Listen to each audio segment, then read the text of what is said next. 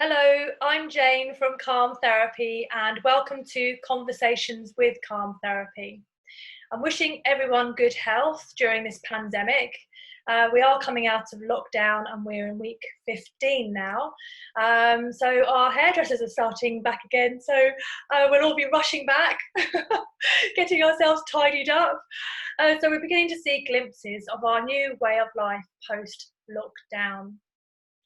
Conversations with Calm Therapy is a project where I interview a series of complementary therapists and business owners during the COVID-19 pandemic.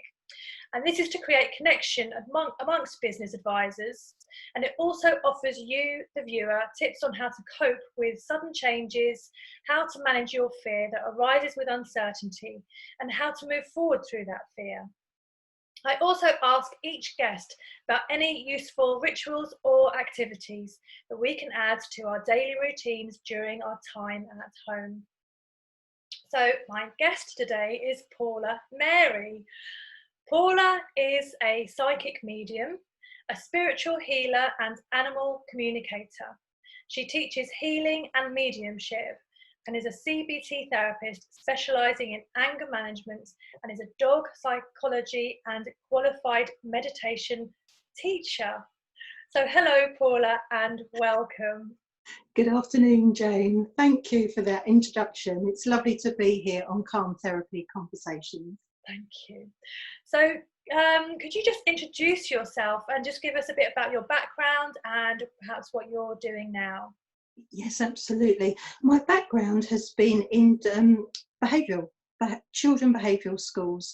I started off and predominantly they were boys' schools at that particular time. And I went on lots of training for anger management. And then I moved into child protection in Surrey, and I worked for 8 years working with the children there, carrying out anger management workshops, working individually on them as well, and helping them through the crisis at that particular time that they were experiencing. And now I still do that now, actually, but I do that more on a spiritual sort of focus more. I do use the CBT, so I combine the two. I also do spiritual healing. I do readings. I do psychic surgery. I do work a lot with healing, and I have worked with people with COVID as well, but on a distance during the lockdown. So very varied, but I work on a one-to-one individual basis, as I really feel that you can connect with someone and really see spiritually what they need and really sort of help and talk through on a really sort of one-to-one basis that will help them move forward. And my motto is empowering self-healing. Fantastic. Yeah, that's a really good motto to have, Paula. So thank you very much for that. So I ask my guests the same 3 questions, and I hope that you answer from your area of expertise. Thank you. So my first question is, we're going through unprecedented times of sudden change. How Yes. might we maintain a positive outlook and a feeling of connection whilst in this period of isolation? Yeah, very good question. And for me, connection means connection with you. That's really the first thing, because we get disconnected. And when I say that, we have a physical body, but always we have a spiritual energy. So it's about bringing the two in to be connected and coming more from your heart center.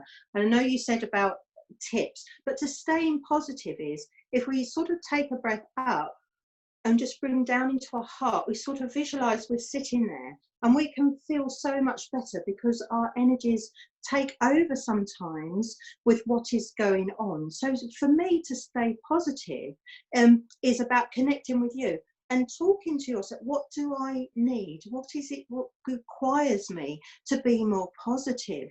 Do I need to do some meditation? Do I need to talk to my friends more? What is it that I feel I need to work on myself over the lockdown period to make myself feel better? And connecting the two, the energy and your physical body, really making a big connection. It's like talking to your soul.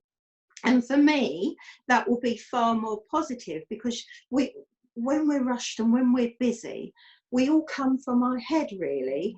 So it's about sitting in that heart and actually listening to yourself, to actually think, to say, what do I need to make things more positive for myself? Brilliant. Thank you. That's great answer there. Thank you very Thank much. you. The second question is, it's known that fear can have a negative impact on the body. How Yes. might people release themselves from this fear to reduce mental and physical health issues and have to maybe move forward? Yeah, absolutely. And you know, Jane, fear is such a small word, but it's such a big thing. You know, and fear, people have different sort of views on fear. And is it the thinking? For me, again, I work on fear, and with the youngsters going back to behavioural schools, they come out on a flight, don't they? And they're in fear, flight or fight, and they're in fear of that. So for me, it's working again on the two. So when someone represents fear, that means their energies are actually out of their body, and they're coming from their head, and they're not actually looking, where is their fear? What is it? They're thinking there's this, there's that. But again, if you tap in to your physical and think, where is my fear? Oh gosh, it's out there. What does it look like? Oh gosh, it looks really dark. And breathe it back in and clear it out. There's little things that you can actually think, okay, well, where did my fear come from? Where has it started?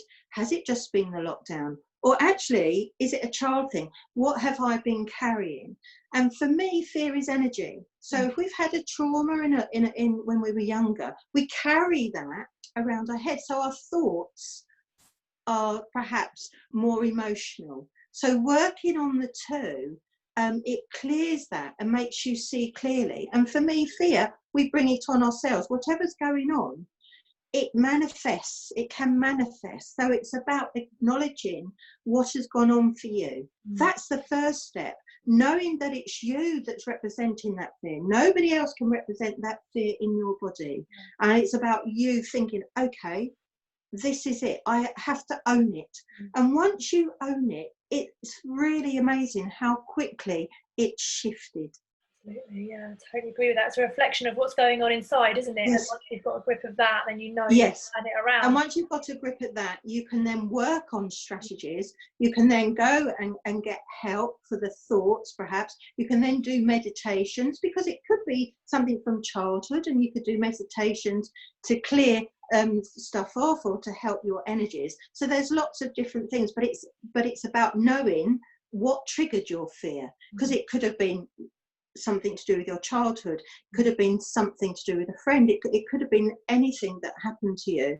But it's really important to find what that trigger was, how old you were, and maybe sort of clear that.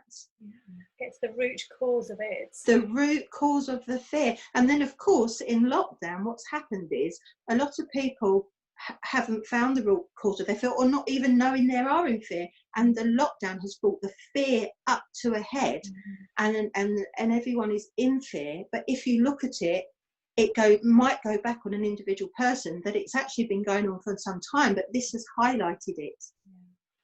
And once you break it down, then we can work on it and build up to the now, and to focus on the now and the fear that's happening now. Whereas a lot of people, it's bush, but all the fear brings up. So it is working at it. It is having self-development to work at that. Yeah, absolutely. These things do take time, don't they? But sometimes it's like guidance and support, like you're providing, Paula, then it is an easier path, basically, isn't it? Yes, I think once you acknowledge that it's yourself, because and I speak from experience. When I was younger, I blamed them, I blamed this, I blamed her, I blamed him, I blamed my parents, and actually that your fear manifests. But if you take responsibility, that lessens a lot, and we are the only ones that feel the way we feel.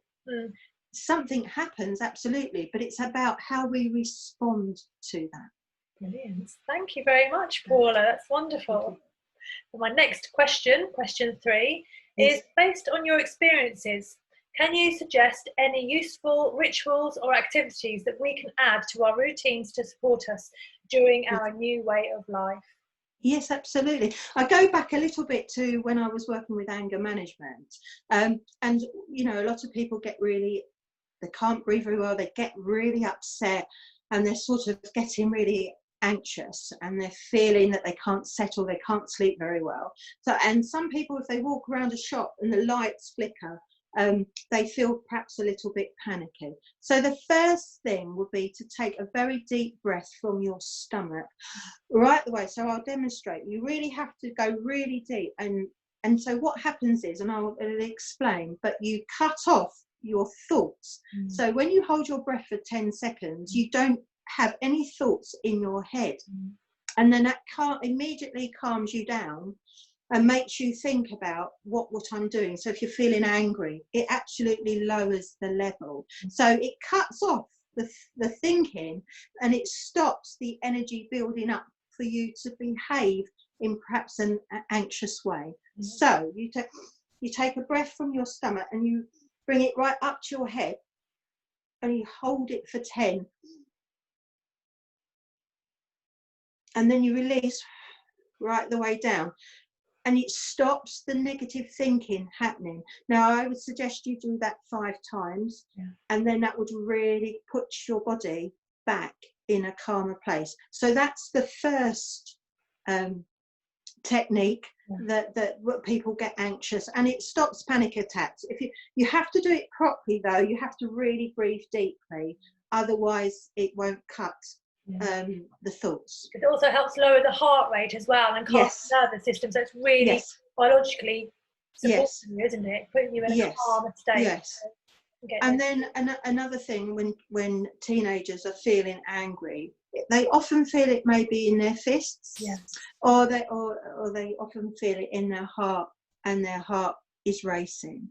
So what I have sort of worked with is that they breathe into that area and hold it, and then let go, and let it go down into the ground.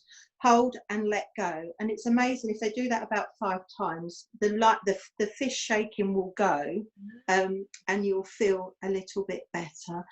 So sort of little tips: recognizing where your anger is coming from, recognizing when you're feeling anxious, and bring it down lower, because our energy rises up to that place of where we're feeling, and if you lower that down, it's not rising up, and you're not reacting as much as you would normally, if that makes sense. So it keeps it down. Absolutely. And you know, these are all simple tips, but they're so effective, and people just don't recognize them. And you know, our bodies are so incredible that we just need to make simple little subtle changes to have real significant effects. And these positive effects can happen quite quickly if you just tweak these little changes bit by bit. Absolutely. And it's, if you need to tap into your heart center. For me, you know, working with teenagers for years, you can, as long as they've given some guided tools, as long as they know how to do it, you know, a lot of children, a lot of adults, we lose how we connect back to ourselves. We lose how to actually make peace with ourselves. And I love empowering people to find those tools to be able for them to feel better. Brilliant. That's really good. Thank you so much, Paula. They're brilliant answers to the questions. So how can we find out more about you? Do you have a website? What if somebody wants to work with you? Is there one at the moment? Yes, absolutely, and I do online at the moment, but it's through Zoom or Skype or FaceTime or Messenger, and it's thepsychicclinic.com. You can often find me on Facebook as well, the Psychic Clinic too, and I love working individually. I do the healing, the anger management, the CBT. It's all on a spiritual focus. But I use what I have learned, obviously, in CBT to help, and the anger management as well. So it incorporates. But yes, so I do one-to-ones. So healing, if you're feeling you're not sure what's going on, chatting. I wouldn't say perhaps I do psychic readings as such, but I like to talk through and come up with a plan of empowering self-healing. Thank you. Well, thank you, Paula, for taking part in my project. It's been delightful having you here. It's lovely. Thank you so much, Jane. Pleasure. So I'll be posting this video to my YouTube channel, which is Conversations with Calm Therapy. So please subscribe to my channel and share it on social media so that you can keep up to date with latest interviews as I post them. So thank you once again, Paula. It's been great having you here. And, it's been lovely. Thank you, Jane. Lovely. Okay. Goodbye.